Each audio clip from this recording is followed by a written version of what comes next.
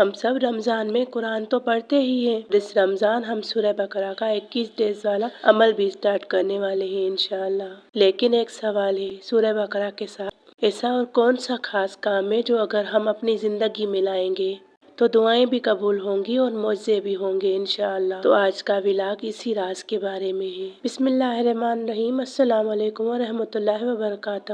میری پیاری بہنوں بھائیوں، اللہ کرے یہ رمضان ہم سب کے لیے صرف عبادت کا نہیں کہ زندگی بدلنے کا ذریعہ بن جائے۔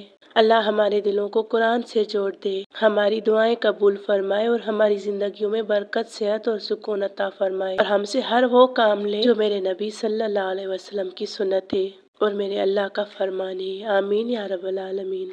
دیکھیں، بات صرف اتنی نہیں کہ ہم نے سورہ بقرہ پڑھ لی یا 21 دن کا عمل پورا کر لیا۔ اصل سوال یہ ہے کہ کیا ہم اپنی زندگی کا طریقہ اللہ اور اس کے رسول صلی اللہ علیہ وسلم کے بتائے ہوئے طریقے کے مطابق کر رہے ہیں۔ ہم نے صرف سورہ بقرہ پڑھنی نہیں ہے، ہم نے اللہ کے قریب جانا ہے، اپنے اللہ کو منانا ہے اور ساتھ میں اپنی زندگی کی ہر ایک ذمہ داری کو مکمل کرنا ہے۔ ایسا نہیں کرنا کہ ہم نے بس مصلی پر بیٹھ جانا ہے، اللہ کو راضی کرنا ہے اور باقی پوری دنیا سارے کام وہیں پر وہیں رہ جائیں۔ سکون سے ہر کام کرنا ہے، تلاوت بھی سکون سے اور محبت کے ساتھ کرنی ہے، بغیر تھکاوٹ کے، کیونکہ جب قرآن کے ساتھ زندگی بھی اسی نور کے رنگ میں ڈھلنے لگے تبھی دعائیں بھی زندہ ہوتی ہیں اور اثر بھی پیدا ہوتا ہے۔ اس رمضان ہم نے 21 دن کا عمل کرنا ہے، لیکن ساتھ میں ہم نے اپنی زندگی میں چھوٹی چھوٹی سنتیں لانی ہیں جو بالکل بھی مشکل نہیں ہے۔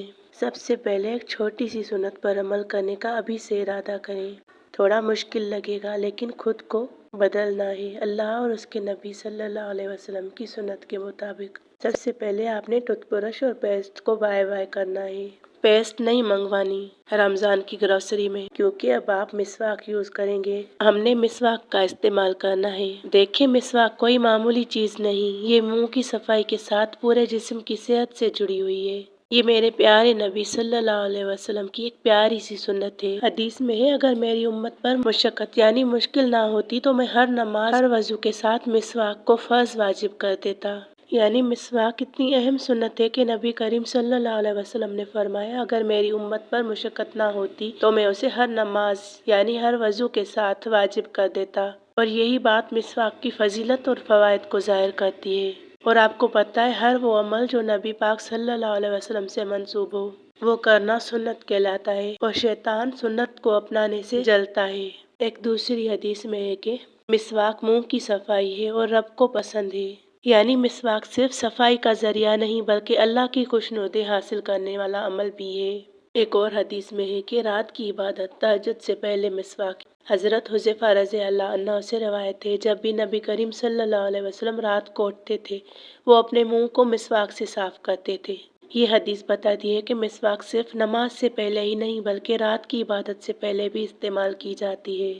دیکھیں، یہ چھوٹی چھوٹی سنتیں ہیں، چھوٹی چھوٹی عادتیں ہیں جو ہم نے اپنے اندر لانی ہے، جو ہمیں اللہ کے قریب کریں گی اور اللہ ہم سے راضی ہوں گے۔ دوسرے نمبر والی سنت جو آپ نے اپنانی ہے، سونے سے پہلے بستر جھاڑنا، دائیں کروٹ سونا، اور وہ چھوٹی سی دعا جو چھوٹے سے بچوں کو یاد کرواتے ہیں اسکول میں، دعا فار سلیپنگ، اللہم بسمک اموت و احیا۔ یہ چھوٹی سی دعا آپ نے یاد کر لینی ہے جو سونے سے پہلے پڑھنی ہے۔ اس سے نیند پرسکون ہوتی ہے، بے چینی کم ہوتی ہے اور رات اللہ کی حفاظت میں گزر جاتی ہے اور سنت ادا ہو جاتی ہے۔ مثلاً ہر کام پہلے کی دعا، چھوٹی چھوٹی دعائیں ہیں جو آپ نے یاد کرنی ہے۔ پانی پینے کی دعا، دودھ پینے کی دعا، کھانا شروع کرنے اور ختم کرنے کی دعا۔ یہ دعائیں ہمیں ہر نعمت پر شکر سکھاتی ہیں، اور جب یہ عادتیں ہم خود میں لائیں گے تو آپ کے بچے بھی وہی سیکھتے ہیں جو آپ کرتے ہیں۔ اس طرح ہم ان کے چھوٹے سے دلوں میں اللہ سے جڑنے کی بنیاد رکھتے ہیں۔ ایک اہم بات، عبادت کا مطلب یہ نہیں کہ ہم خود پر زور ڈال کر دل کو تھکا دیں، صرف یہ کہہ دینا کہ ہم نے زیادہ قرآن پڑھ لیا یا سورہ بقرہ پوری کر لی۔ بات یہیں ختم نہیں ہوتی۔ اصل خوبصورتی یہ ہے کہ ہم محبت کے ساتھ، توجہ کے ساتھ ان چھوٹی چھوٹی عادتوں کو اپنی زندگی کا حصہ بنا لیں جو میرے پیارے نبی صلی اللہ علیہ وسلم کے کیے ہوئے اعمال ہیں۔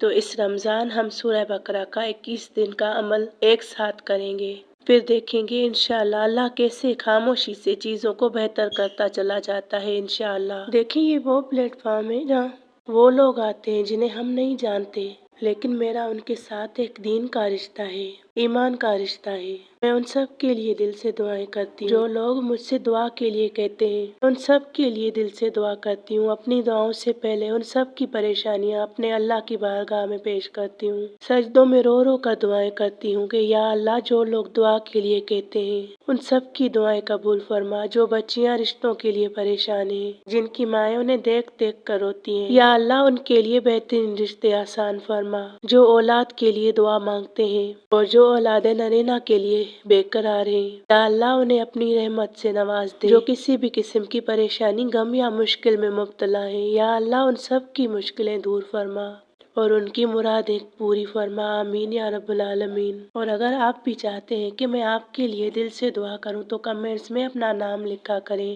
اور اس ویڈیو کو شیئر ضرور کریں تاکہ رمضان سے پہلے زیادہ لوگ ہمارے ساتھ سورہ بقرہ پڑھیں اس رمضان، اور شاید آپ کے شیئر کرنے سے کسی کی زندگی میں امید کی ایک کرن جاگ جائے۔ اور چینل کو سبسکرائب کرنا نہ بھولیں، کیونکہ ہم یہاں قرآن اور سنت کے ذریعے زندگیاں بہتر بنانا چاہتے ہیں انشاءاللہ۔ السلام علیکم ورحمۃ اللہ وبرکاتہ۔